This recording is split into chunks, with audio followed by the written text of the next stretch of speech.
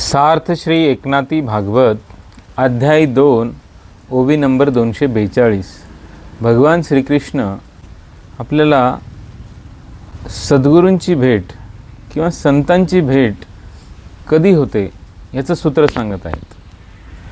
निष्कामता निजदृष्टी, निष्कामता निजदृष्टी, निष्कामता निजदृष्टी, निष्कामता निजदृष्टी, अनंत पुण्य कोट्यानुकोटी, अनंत पुण्य कोट्यानुकोटी, रोकड्या लाभती पाठोवाटी, रोकड्या लागती पाठोवाठी, तय होय भेटी हरिप्रियांची, तय होय भेटी हरिप्रियांची।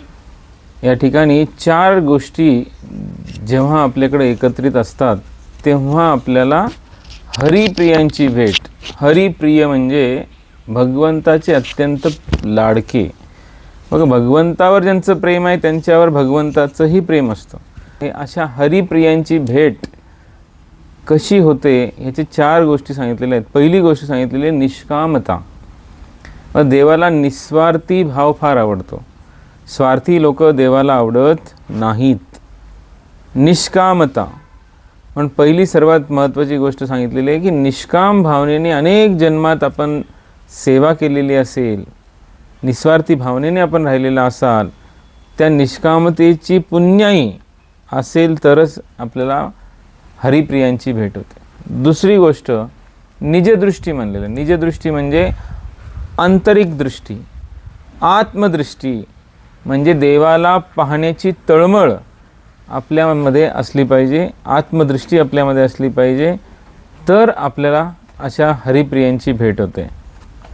तिसरी गोष्ट सांगितलेली अनंत पुण्य कोट्यानुकोटी, म्हणजे कोट्यावधी पुण्यकर्मांचा साठा, कोट्यावधी सत्कर्म केलेले आहेत आणि त्याची पुण्याईचं मोठं गाठोडा आपल्यासोबत असेल तरच आपल्याला हरिप्रियांची भेट होते।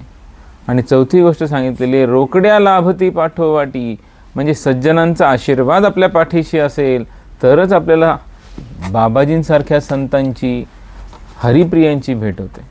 आणि ह्या 4 गोष्टी ज्यांच्याकडे असतात त्यांनाच आपल्याला हरिप्रियांची भेट होऊ शकते। म्हणून जर आपल्याला सद्गुरूंची भेट व्हावी असं वाटत असेल, आपल्याला संतांची भेट व्हावी असं वाटत असेल तर ह्या 4 गोष्टी आपल्या जीवनामध्ये वाढवत राहायच्या। निस्वार्थीपणा वाढवा, आंतरिक दृष्टी आपली वाढवा, आत्मदृष्टीने पाहण्याची सवय करा, सत्कर्म वाढवा आणि सज्जनांचा म्हणजेच आईवडिलांचा आशीर्वाद आपल्या पाठीशी असावा असा प्रयत्न आपण केला पाहिजे।